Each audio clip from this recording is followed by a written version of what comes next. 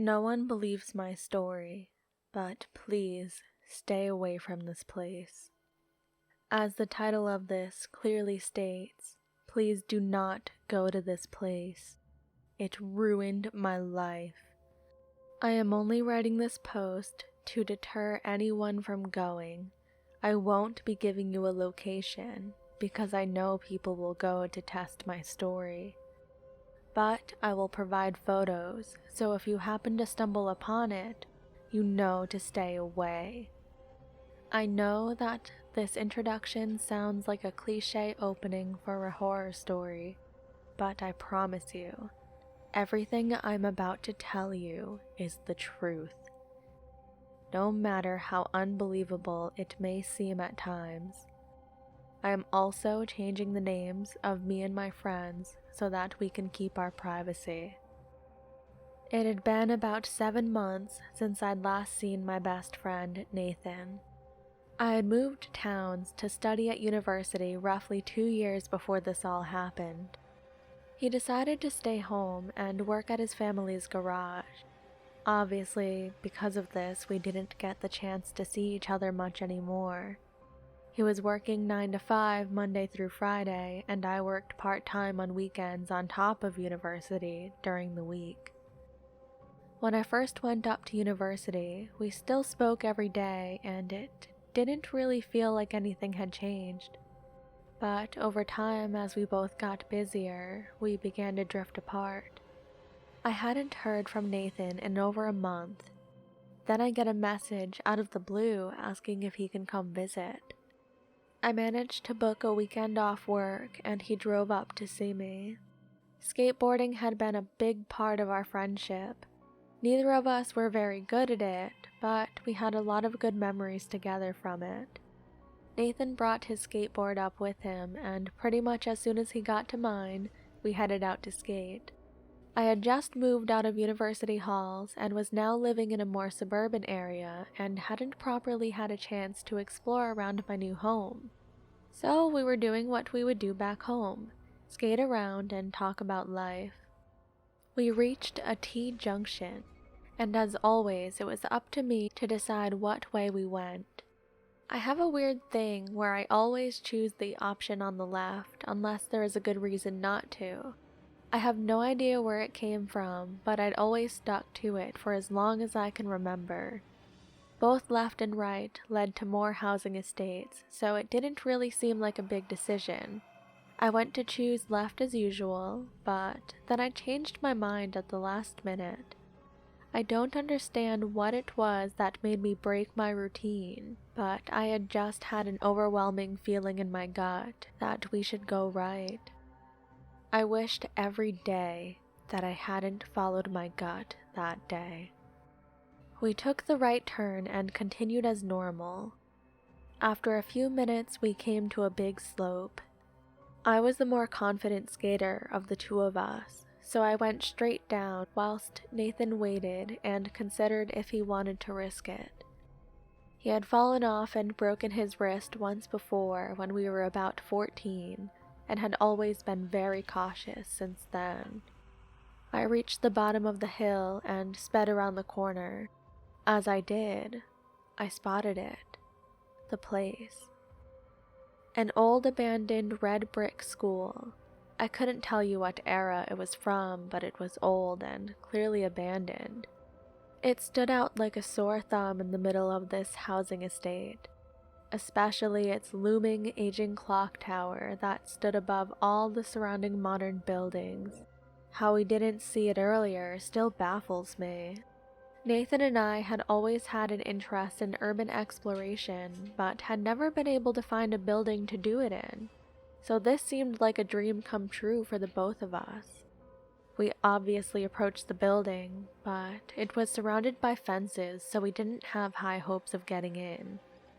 It looked like the sort of fence you'd find around a construction site, so we didn't want to mess around with it, in case there were cameras on the site or workers. But as we walked around the fence, we found a missing panel. To us, our luck was just getting better and better. After going through the fence, we began looking for a way into the building. It looked like half the building had been torn away already, and only a small section remained. All the doors were nailed shut, and we didn't want to break in. After searching for an entrance for around 10 minutes, we couldn't find one and decided to take some photos of the outside and planned on heading back. We thought we found an entrance through a loose board that led into a hall, but the gap was too small for us to fit through. It had been a pretty nice day weather-wise. It was sunny and there was no wind. On our way back, we passed by the hall again, and a window was flung open by a sudden gust of wind. At the time, we didn't think anything of it. It was just a gust of wind, but now I feel it wasn't wind. It was a bit of a struggle to get through, but we did it, and we were inside the hall.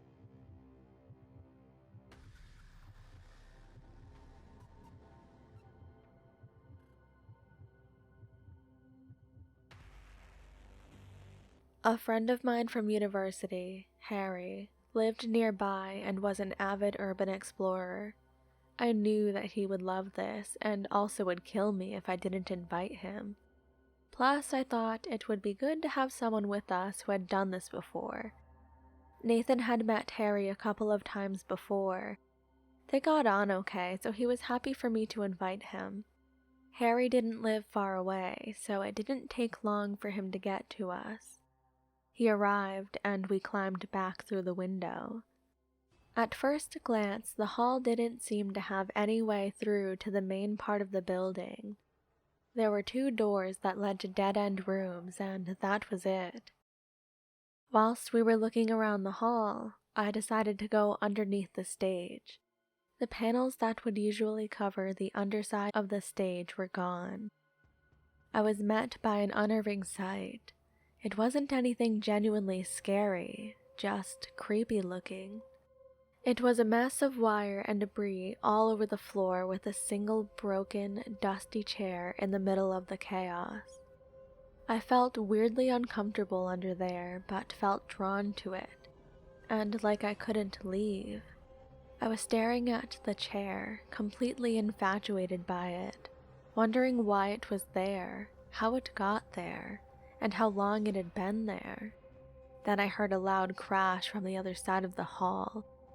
Immediately, I was snapped out of my trance and looked back towards the sound. I hear Harry shout, "Sorry, that was me. Found a way into the rest of the building." He had found a few loose boards in the floor that he lifted up, revealing a huge space underneath.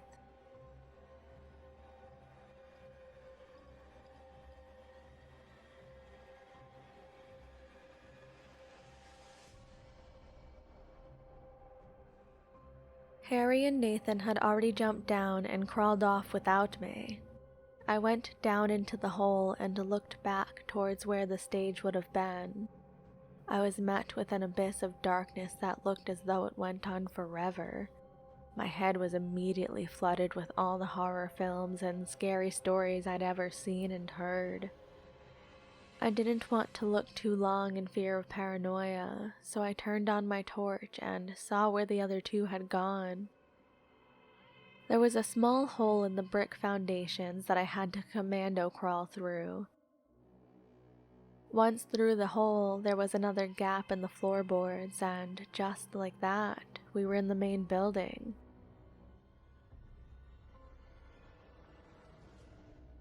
The building looked like you would expect inside, run down, dusty, and creepy. There wasn't anything too notable downstairs except for one room. A small room off to the side that, at first glance, didn't look special. Harry noticed the outline of a large door in one of the walls. He knocked on it, and it was solid metal but had no handle. We were all intrigued by what could be behind this bank vault-style door, so we started searching for something to pry the door open with.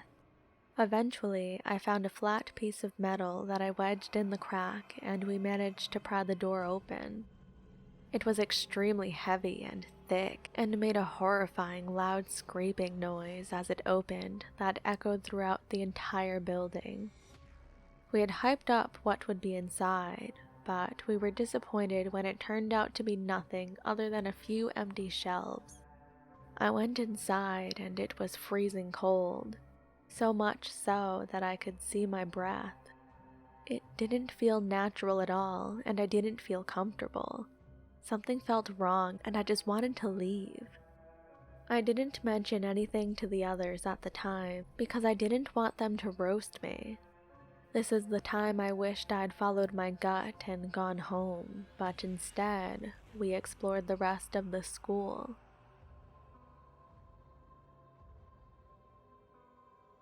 Harry found plans inside another room for a renovation. They looked old and were dated 2001. The room had a lot of builder's tools in there, but it was evident from the amount of dust that they hadn't been used in a long time. Underneath one of the toolboxes was a builder's safety jacket, one of the bright yellow ones. It had dark stains on it that looked like it could be blood. At the time, I didn't even think about if it was blood or not. I just thought it was a cool find.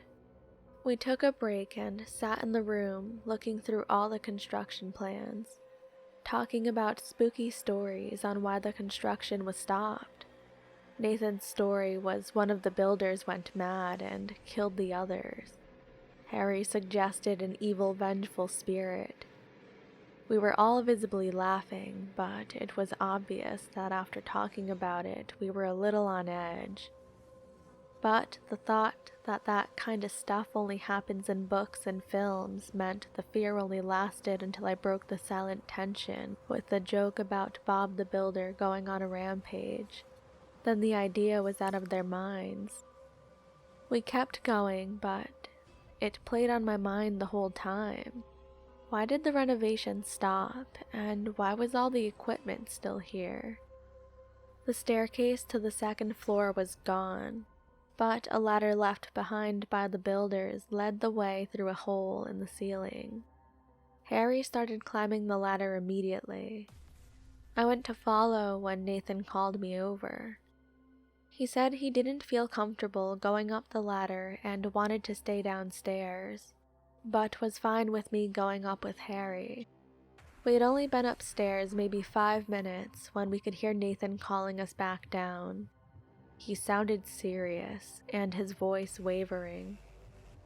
I called down, and he said he could hear someone in the building. In immediate panic, me and Harry came back down. It could be a homeless person, or maybe the construction hadn't stopped, or it could be something else. Nathan pointed down the long corridor and said he heard someone crying, followed by footsteps. I felt a wave of fear pulse through my entire body. We waited to hear it again, and there it was. A high-pitched wailing noise shot down the hallway, followed by footsteps. I was ready to run for the hole to get out of there. We looked at each other, all clearly thinking the same thing, but then Harry began walking down the hallway. I tried to pull him back, but my grip slipped. Me and Nathan were too paralyzed by fear to go after him. All we could do was watch. He stopped and stared. We stood staring at Harry, wondering what he was doing and also willing him to come back. Then he began to chuckle and walk down to the board we tried to get in through earlier. It was wind. Wind blowing through the wooden panels that were loose at the end of the hallway. Relieved was an understatement.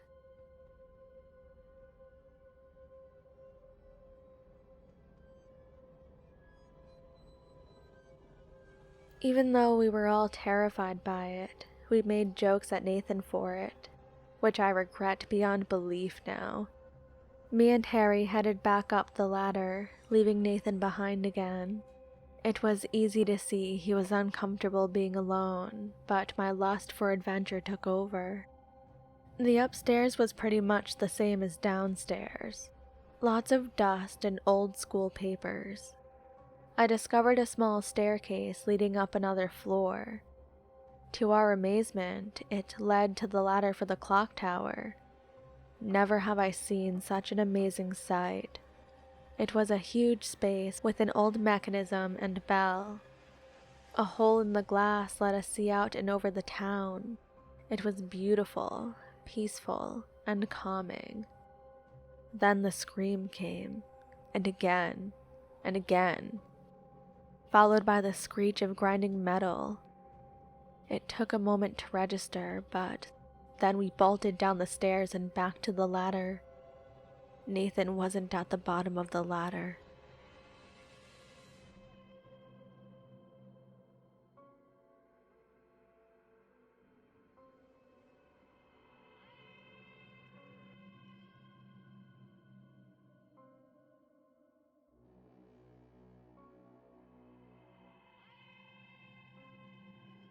I got down the stairs and heard banging and muffled screams. It was coming from the vault room. Nathan was locked inside the vault. We couldn't get any sense from him. He wouldn't respond to us. He just kept screaming and pounding on the door. Why are you doing this? Why are you fucking doing this to me? He kept screaming in between his crying wails. It was clear he either couldn't hear us or he wasn't listening. It felt like he wasn't talking to us. I rammed the metal piece back in to open the door, but it wouldn't budge. The metal snapped and stuck in the door. Harry ran off to find something to get the door open with again, whilst I tried to talk to Nathan and calm him down. His screams of terror forming more into tears of desperation the longer it went on.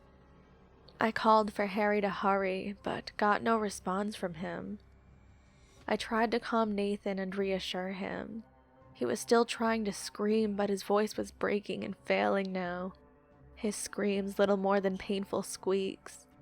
I've never heard such desperation in my life. I had no idea what was happening.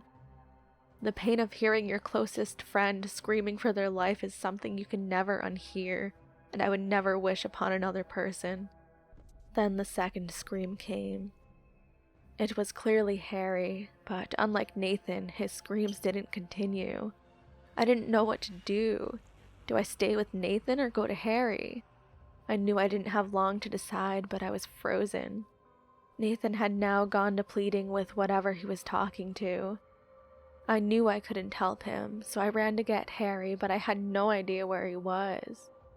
It had gotten dark whilst we were in the building. I couldn't see a thing. I pulled out my phone and turned on my torch.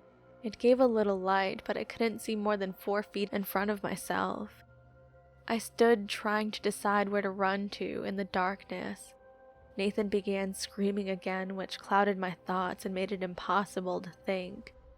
Then loud thuds came from upstairs and what sounded like dragging. I ran for the ladder. It had to be Harry. It seemed even darker upstairs, but maybe that was just in my head. I couldn't see him in any room, but then I saw some steps on the staircase to the clock tower were broken. I ascended the stairs, calling out Harry's name to no response.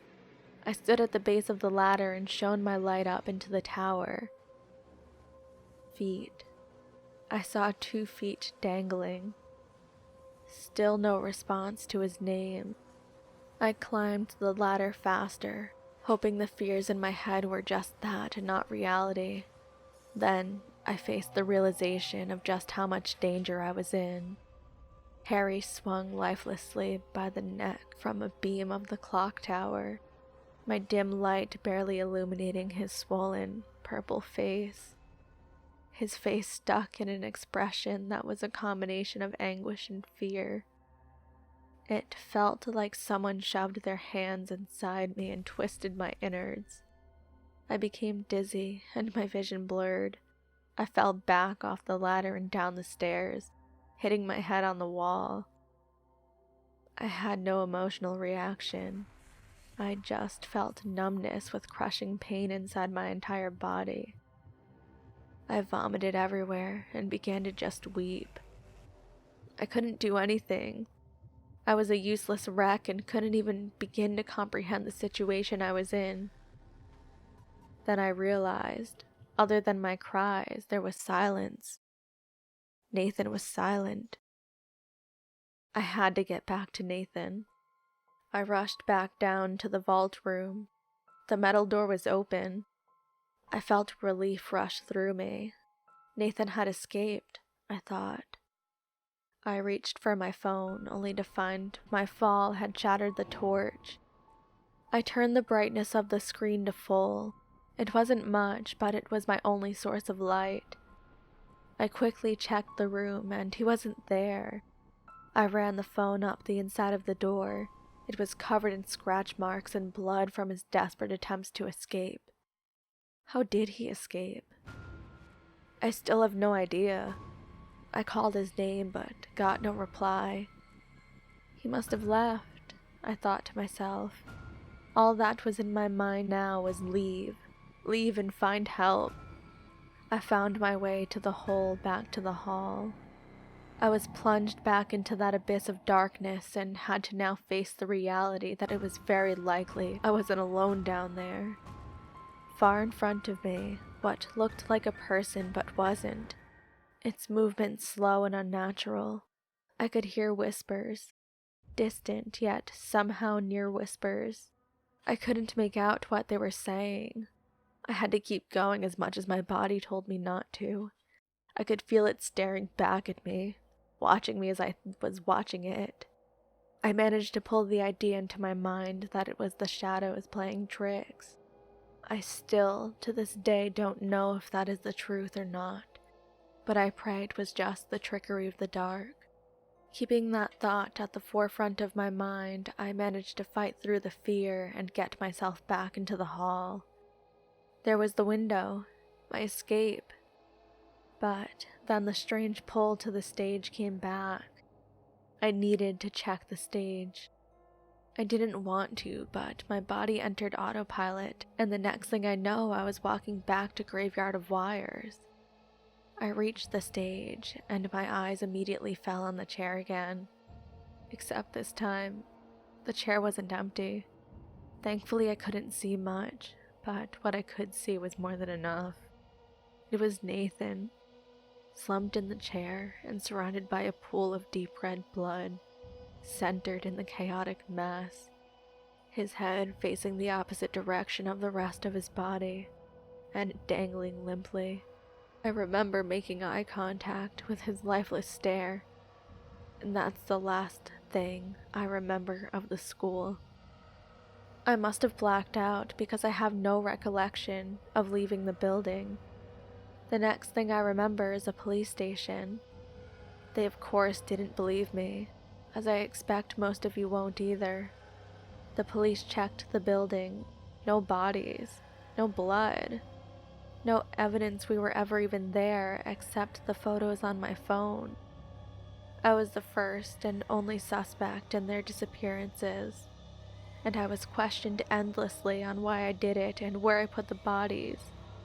But I didn't do it. In the eyes of the police and the public, I had killed my friends. No one believed me, and no one believes me still. I was forced to plead insanity in my trial, and I've been facing years of treatment and therapy ever since. I'm disowned by my family and friends. I'm now the black sheep they don't talk about. The urban legend the local townspeople tell their kids to scare them. I am now the monster.